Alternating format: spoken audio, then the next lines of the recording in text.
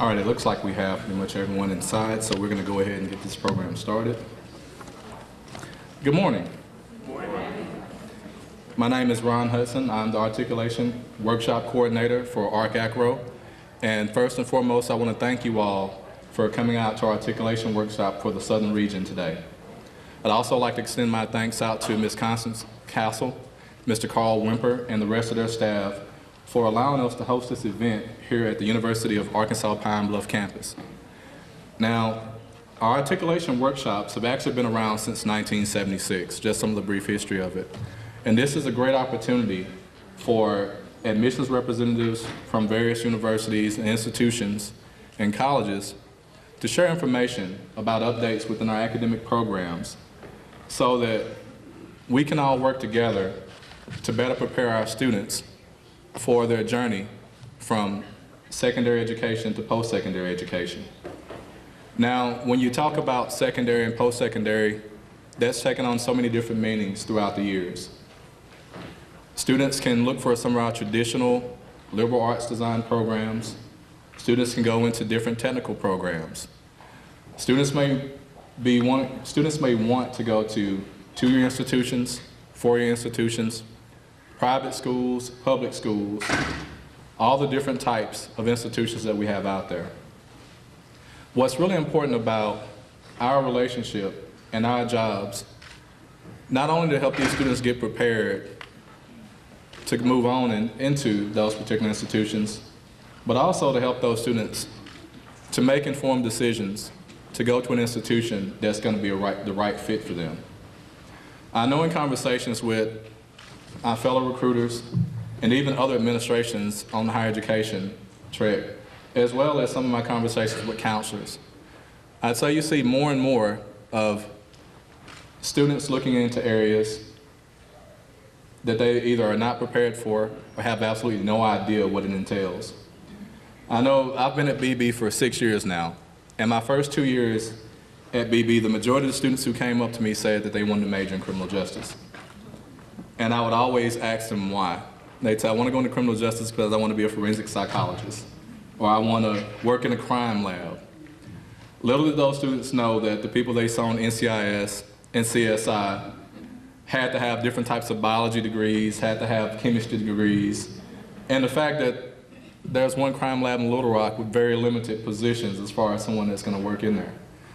But popular media drives a lot of times what our students want to go into. I'd say the past year, I've had more students who, well, I'd say I'll kind of give you a little bit of my history at BB.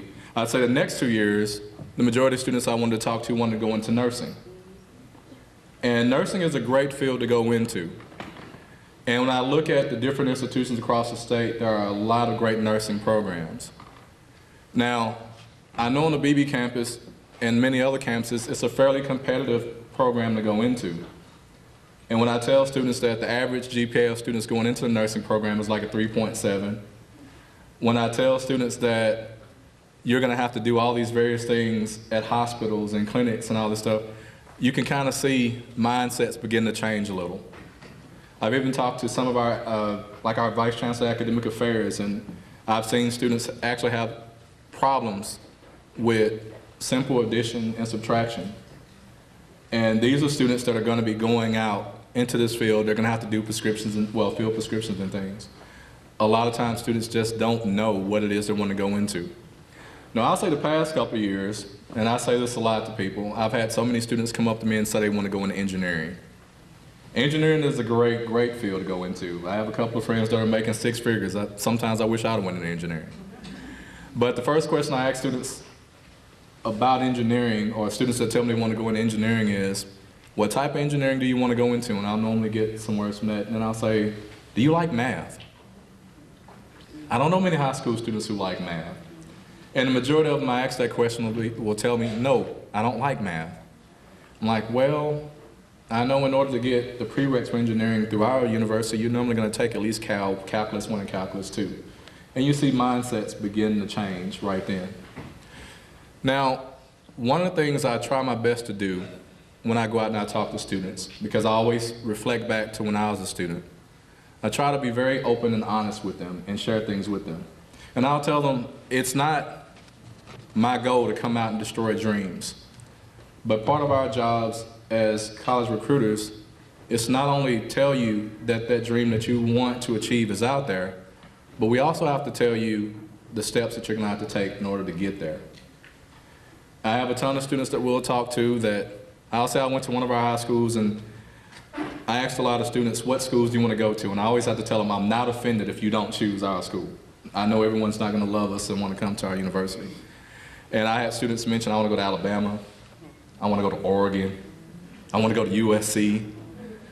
Almost all of them were naming out SEC schools and schools that had the huge football teams. And a lot of the students in the room were athletes.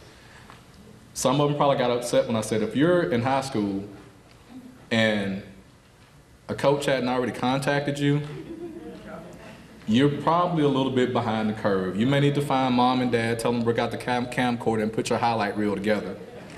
Because nowadays, people are recruiting for these big D1 programs in junior high.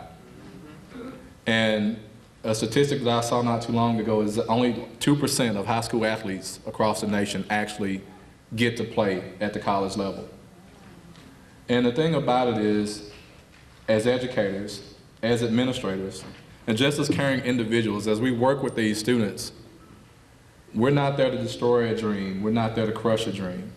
I think that all things are possible if you work hard enough and you have the determination. But I think it's our role and responsibility to help them with the steps along the way. Now, we can't always come in. We can only carry them so far. We can only take them by their hands so far. But we'll work hard to get what we can in between. As you sit here today, as you listen to the various presentations, I want you to think about those students. I want you to think about those dreams and think about those steps that it's going to take to get them there. And as college representatives, we are your resource. If you have any questions about what it's going to take to get a student there, make sure you let us know. That's what we're here for. We'll be sure to tell you. So on behalf of ArkACRAO, I'd just like to thank you all for all that you do and hope you have a very great articulation workshop. Thank you.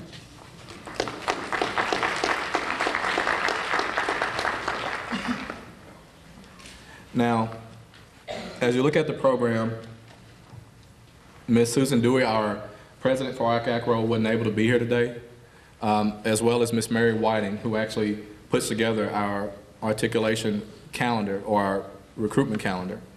But they both send their best regards and their appreciation for you all allowing us this opportunity to come before you and share this information. Like I said earlier, if you have any questions about anything or any concerns, make sure that you voice those to us, and we'll do our best to answer and assist you. Now, as we progress on in the program, I would like to introduce to you the new chancellor here at the University of Arkansas Pine Bluff, Dr. Lawrence Alexander. Thank you, Mr. Hudson. Good morning. Good morning. Welcome to the University of Arkansas at Pine Bluff. We are delighted you're here.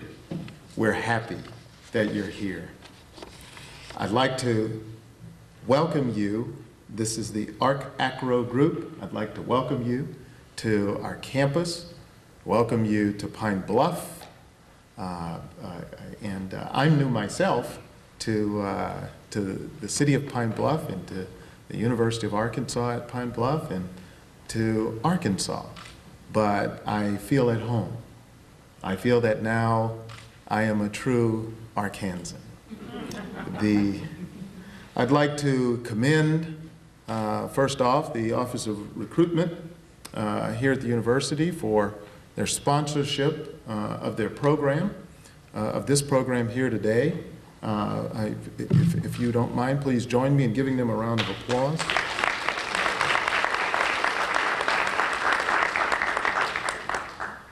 I am grateful for this opportunity to address you here today because you're an important group. You're a very important group in this state and in this state's future.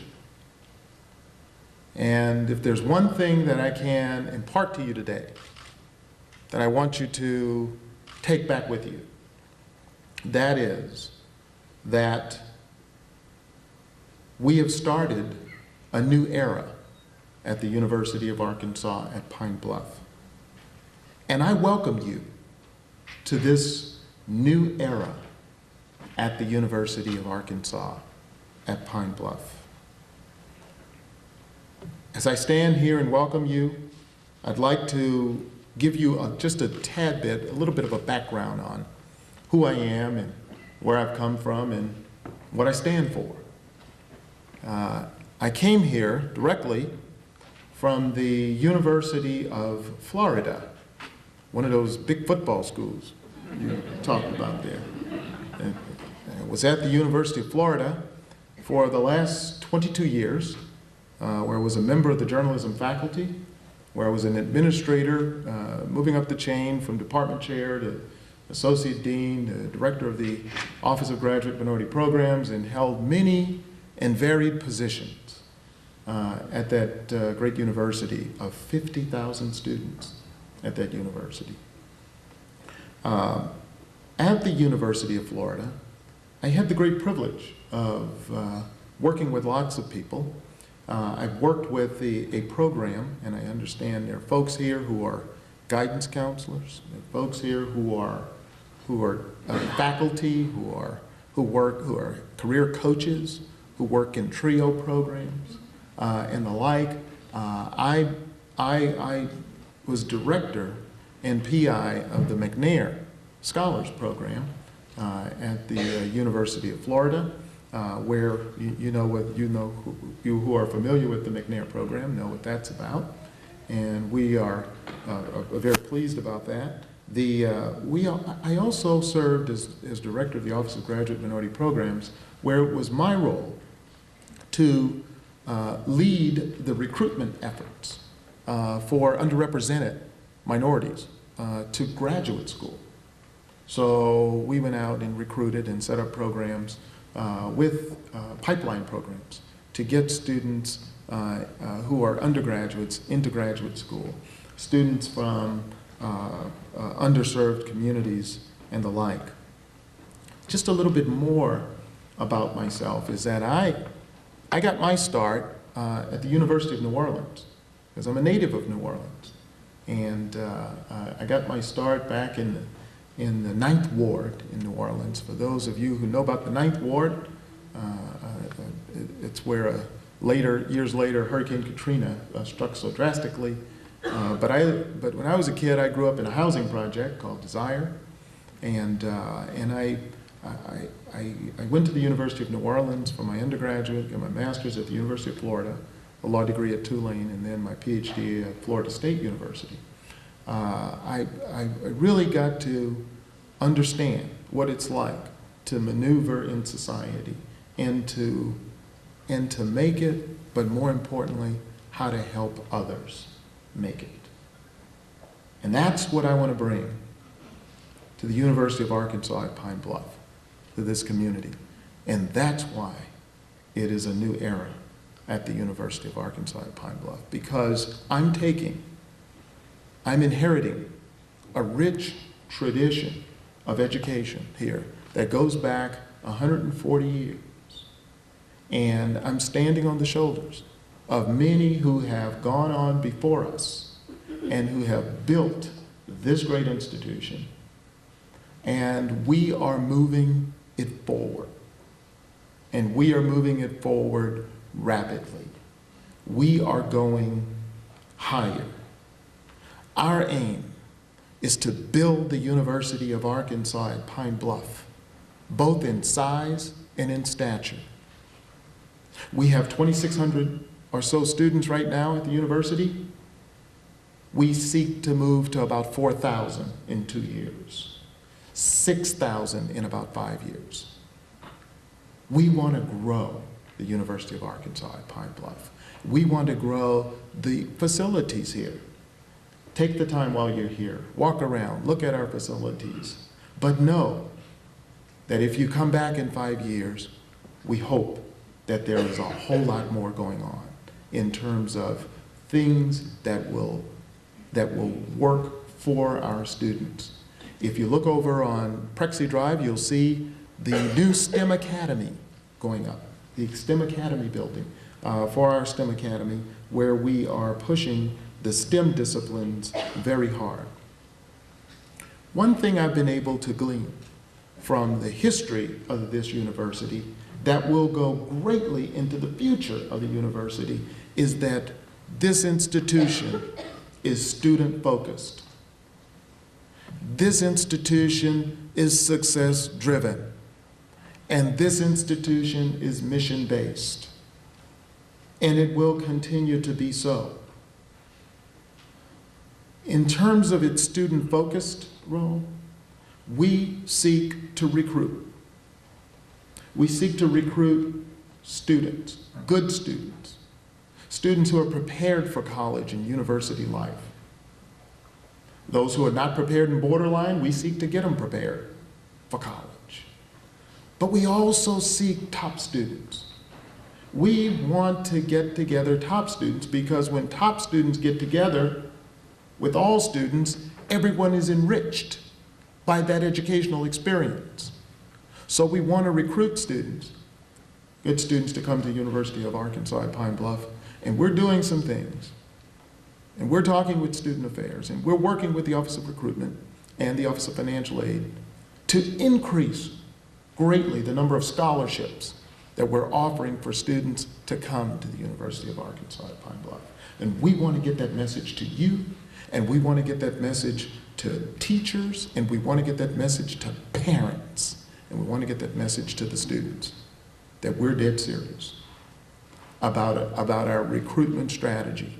And it's not just about bringing in the numbers alone.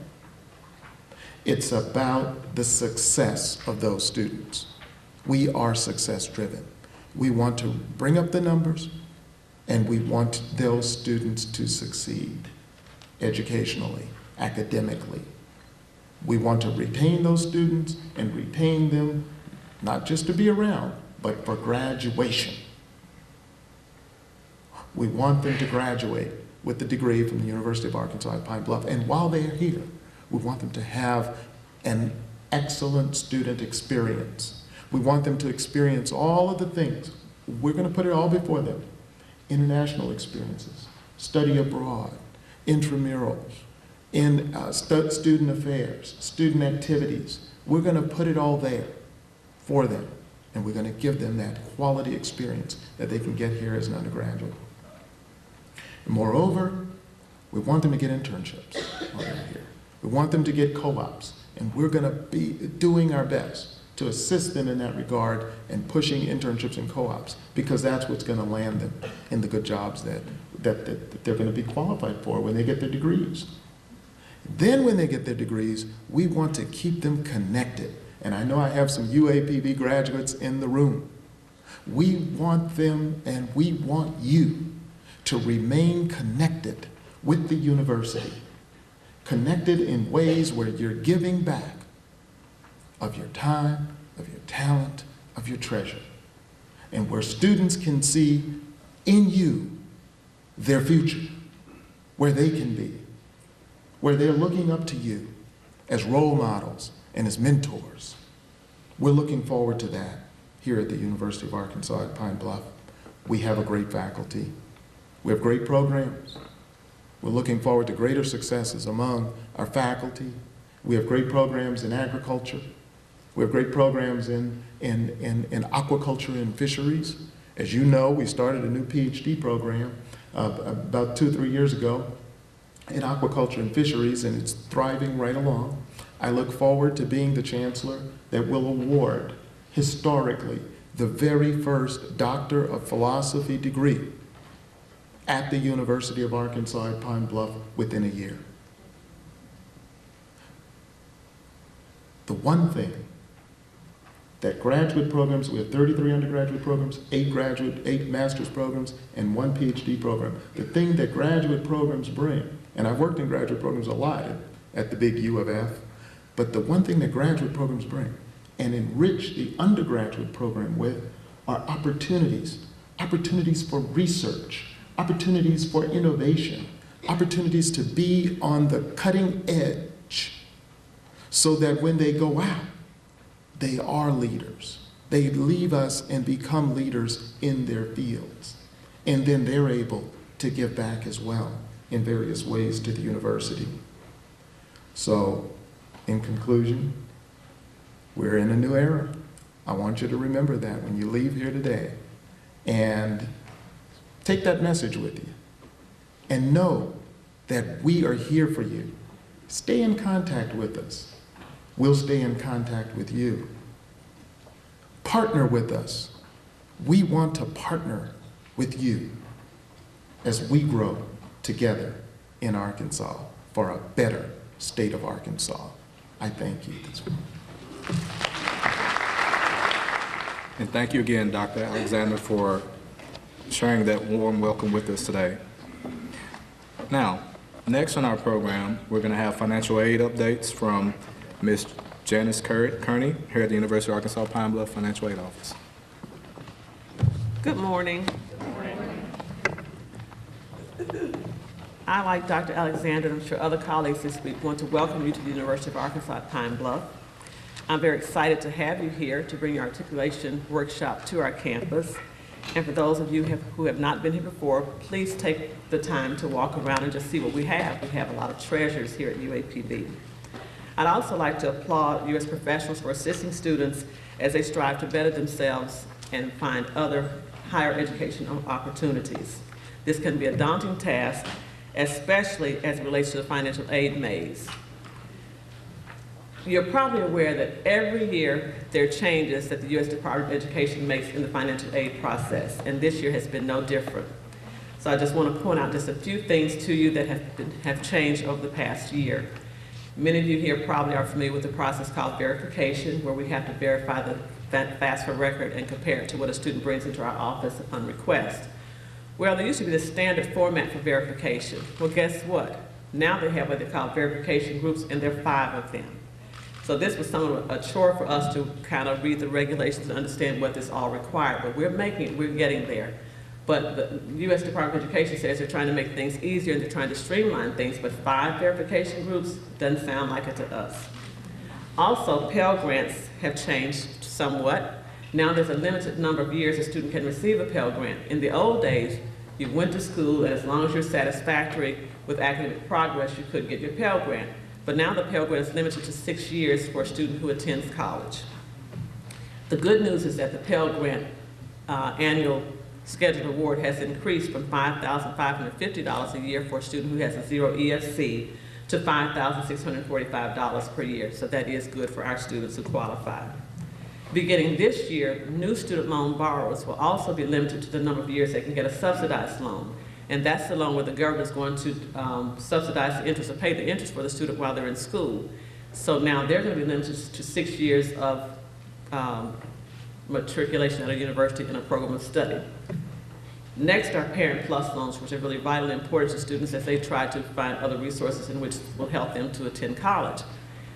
You know, parents can either get approved or denied a PLUS loan, but there's an extra push now to help parents get approved for student loan, Parent Plus loans. So if a parent gets denied, they can now go in and do what's called an appeal. And in most cases now, based on other criteria, a parent probably has a better chance of getting that approved on the second time than on the first time. There are many concerns that we're faced with in financial aid, and one of particular note is the student loan debt. At UAPB, we counsel students and tell them, you know, loans are important for those that really need them, but take out what you need. Because now student loan debt has exceeded credit card debt. And in April 2012, they quoted that as being over $1 trillion. And also, I'm sure many of you have been hearing the buzz about the default rate for students. So it's very important as you go back and talk with your students that you talk to them about student loans and the necessity of having them, but how to limit themselves with student loans. Now in your packet, I put in there a repayment schedule and a booklet on managing student loans.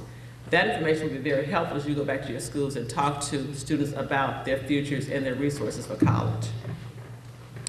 We want them to really be financially aware pretty much when they get here, so just get them a jump start.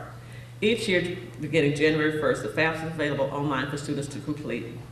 And I know some of you are probably assisting students with that process, and there are just about 4 or 5 points I want to make that I want you to kind of work with your students about, because it cuts down on the delay in processing their financial aid. The first and most important thing to us is to make sure that students are using biological parent or adopted parent information. We know we have situations of a parent where students might have been raised by a sister, brother, aunt, or uncle, but unless that's a legal arrangement, they really have to have biological parent information. Now, there's some situations that have to be examined. And if you find a student in a situation like that, have them to contact the financial aid office for further guidance about that before completing that FAFSA. Also, have them to check to make sure their data elements that they enter on the FAFSA are correct, especially Social Security number. We have what we call rejects that come back when a student does not have the correct information on their FAFSA because, it goes through all these data element checks, and one is the Social Security Administration, so those things do have to match. Also encourage your young men who are at least 18 years of age to register with the Selective Service. If they don't register, they can also opt to have that completed when the FAFSA is processed by just marking yes and a blank to have it use the FAFSA to take care of that for them. And lastly, have students respond immediately to anything that a student sends them for more information, because again, that helps to delay when students don't respond. If they're selected for the verification process, the school is going to notify the student to send in certain documents. The worst thing they can do is delay that until August 15th when school starts.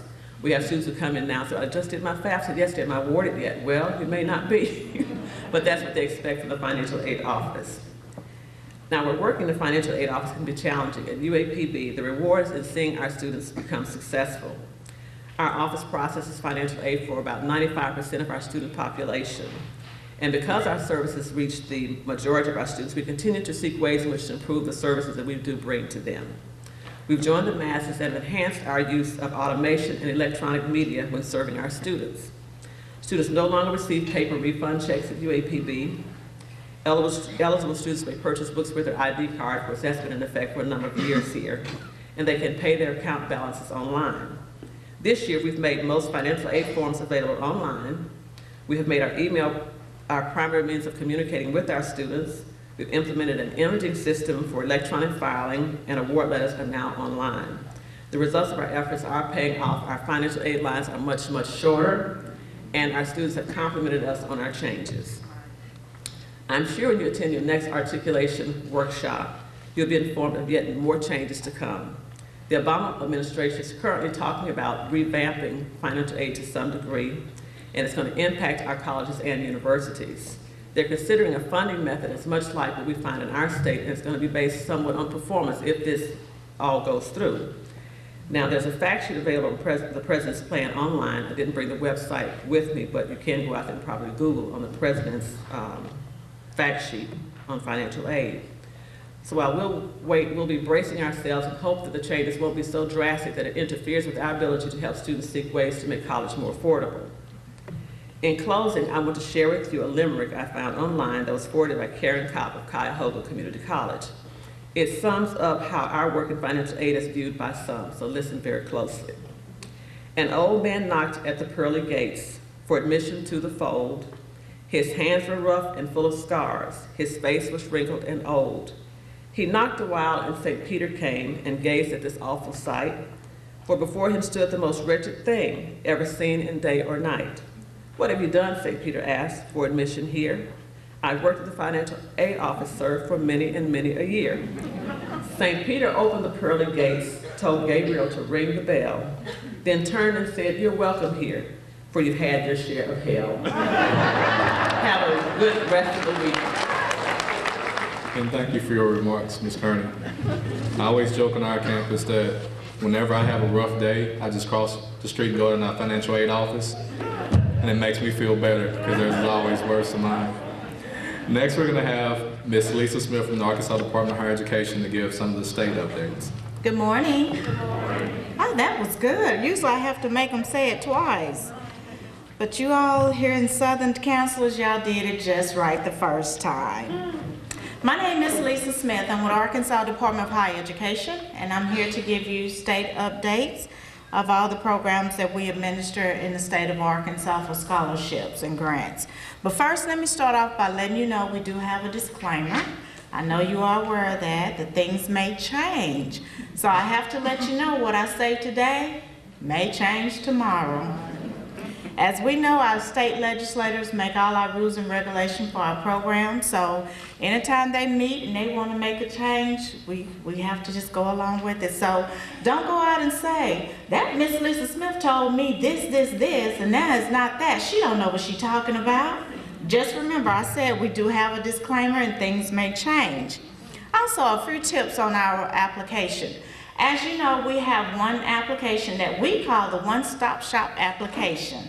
It's called the U Universal, and that's the application for all our programs that students can apply for. The application will be updated and ready by January the 1st of 2014. So at that point, your students are able to go ahead and apply for all our scholarships on January the 1st. Not now, but January the 1st. Students also have to have a valid email address. So we ask, and I know some high schools do supply email address for the students. That's fine if they use their high school email address, but the thing is, when they graduate, a lot of schools will stop that email address, and that's our means of communicating with the students is by email. So if they use their high school email address, they will need to go in and make that change once they graduate, because we still have to communicate with them after they graduate from high school. So we kind of encourage students to create their own email address, but it's very important that the students know they have to check that email address periodically, because that is one way that they have to accept their scholarship. So if they are eligible and ready to be awarded, we just can't award it. They have to accept the scholarship through email. So we will send an email to the student, and it'll walk them through how to accept that scholarship. We've had students that never accept a scholarship, so we can't award them. And so, of course, you know it's our fault, right? Everything is our fault. So make sure you encourage your students to read their email, check their email periodically. Also, when they're completing the application on the U Universal, there is a profile. That is the first step. You complete the profile. It's going to ask you a series of questions trying to help the students decide which scholarship that they qualify for. Once they complete the profile, they would have to create an account.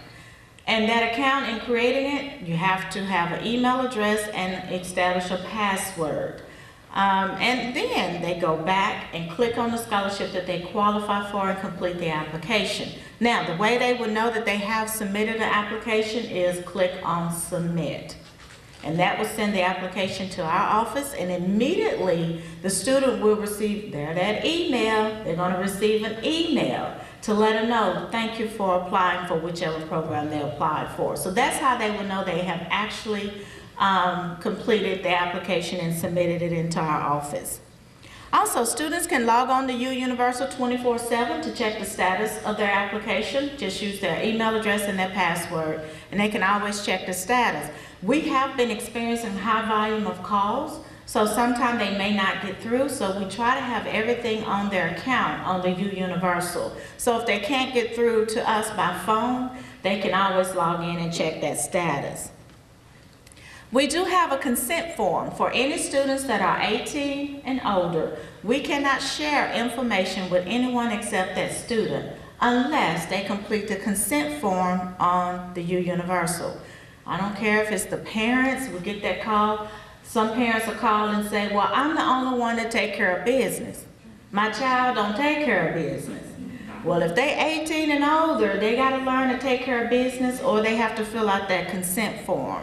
And they can also fill the consent form for the guidance counselor. So counselor, if you have a student that's have no help and you're the only one that can actually, as they say, do their business, then they can fill out that consent form and put you on that consent form, and we will be able to share that information with you. I had a parent just the other day, I think it was Monday, just hung up in my face, and my feelings were hurt, yeah.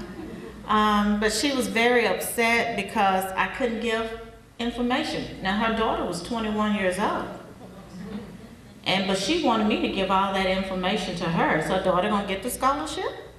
Did y'all get all the paperwork? And all I could tell her, we have the paperwork, but I can't give you the status of her application. Your daughter will need to call in. She went ballistic, and next thing I heard was a dial tone. So make sure that your students know about that consent form. Also, when students are taking the ACT test or any test, and they use their social security number as their ID, that's great. If they do not use their social security number as their ID, they would have to mail their test results into our office. We can only download it off of Trian if they have their social as the ID on the test score. Okay. All right. Now, counselors, when you're inputting the student's information on AppScan, make sure that all the information is correct. If any of the socials are wrong, then we are not able to download that information through Trian. And as you know, we do use Trian for electronic transcript for high school students. Now, these next three things I'm going to talk about are changes with the Arkansas Academic Challenge. One change is the SMART Core. As we know, that Arkansas Department of Education made it mandatory that all students complete the SMART Core. So we piggyback off of that for the Arkansas Academic Challenge, and all students have to have the SMART Core with a 2.5 GPA or at least a 19. In the past, you know, it was if they did not complete SMART Core, they could have both. Well, that's no longer in existence. That has been taken away. So it's all SMART Core with a 2.5 GPA or at least a 19 on the ACT. Okay, thought I had a question there. All right, for disability students, if they fall under the Disability Act, then they have to have the SMART Core along with, I'm sorry, they do not have to have the SMART Core, but they have to have a 2.5 GPA and at least a 19 on the ACT, and they have to complete the IEP. So they have to have all three of those, the IEP, 2.5, and at least a 19 on the ACT for disability students. The award amounts have changed for this year. We, right now, it's at a tier step. So if they go to a 2-year institution, it's $2,000 each year. If they go to a 4-year institution, that's when the tier step steps in. The first year, they will receive $2,000. But year after that, it will increase $1,000 per year. Okay, so it go from $2,000, $3,000, $4,000 to $5,000. So it's $1,000 increasement per year. Now the renewal also has changed a little bit, but freshmen, once they're in college, their first year in college, that first semester, they have to complete at least 12 hours. Every semester after that, they have to complete 15 hours. Now, what has changed in that area is we used to look at hours for them for as the max amount they can receive the Arkansas Academic Challenge. Now we're looking at semesters. So the max amount that you can be renewed for the Academic Challenge is 8 semesters.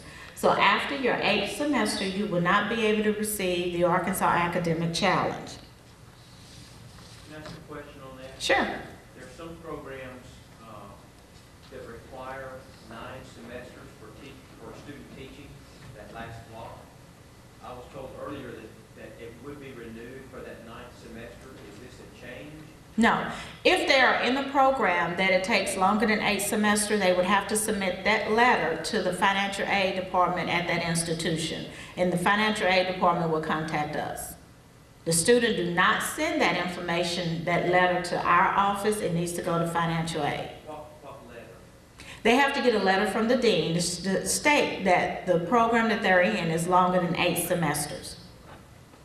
Okay. Any other questions on that? Okay. Next, we have something, well, it's not new, but we did bring it back, and that's what we call the counselor page. The counselor page is on the U Universal. As you know, in the past, when we first started the U Universal, counselors were able to go on and look at what students have completed the application. We had to take that down due to FERPA law. But we worked with FERPA, and we were able to bring that back this year. Yay! So now counselors, you can go on and you can look and see what student in your school actually have applied for any of our programs. Once you log into your site, it's going to be on the U University. You can only look at your school. And once you log in, you will see the students, and it also shows their name, what program they had applied for, and the status of their application. So if you pull up your list and you see a student that has eligibility pending, they need to log onto their account and see why is it pending, okay? And if you don't see a student name on that list, then you will need to talk with that student and let them know they need to apply through the U Universal. Now, counselor, we ask that is one counselor, well, one password per school. Now, you can share your password among the other counselors if you have more than one counselor, but we just ask you to do that one password per school. You can contact, if you have not created your counselor page, you can contact ArkACRAO, and his contact information is in the ArkACRAO booklet on page 29. We have partnered up with Arkansas Student Loan Authority with the How to Pay for College booklet, which every year this has been distributed out to counselors so you can give to your students. We do have the books in for this year, 2013-14.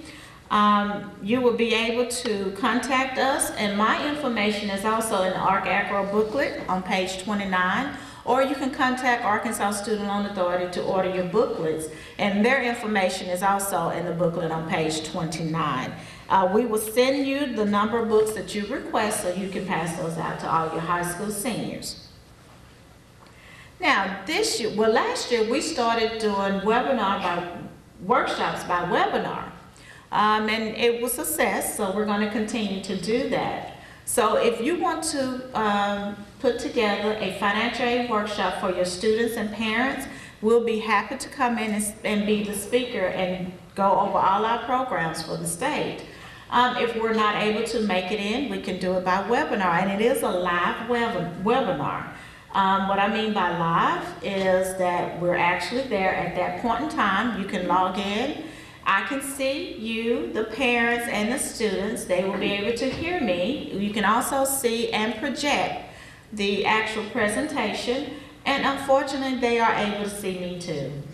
Don't know if they like that, but so it's great. And we're also, if we're booked at a school and you want to have yours on that same day, we're able to do more than one webinar at the same time. But the schools won't see each other, but I'll be able to see each school. So it's a great tool that we have, so we'll be able to reach all the students in the state of Arkansas and also assist all our counselors. Again, my name is Lisa Smith. I'm with Arkansas Department of Higher Education. Our information is in the ArkACRAO booklet on page 29. If you need to contact me, I will remain shortly afterwards if you have any additional questions. Thank you and have a good day. And thank you again for coming out, Lisa. Really can't express how much we appreciate you sharing these updates with us. One of the most important things about what we do is trying to make sure that the students are getting the most accurate and up-to-date information. Probably one of the biggest hindrances that they will have is misinformation. A lot of times the parents will actually tell their students the wrong thing. And I can't tell you how many times a student has called our offices and said, well, my friend said that I was able to do such and such. And what we would really like is for them to get their information from you all to get it from us.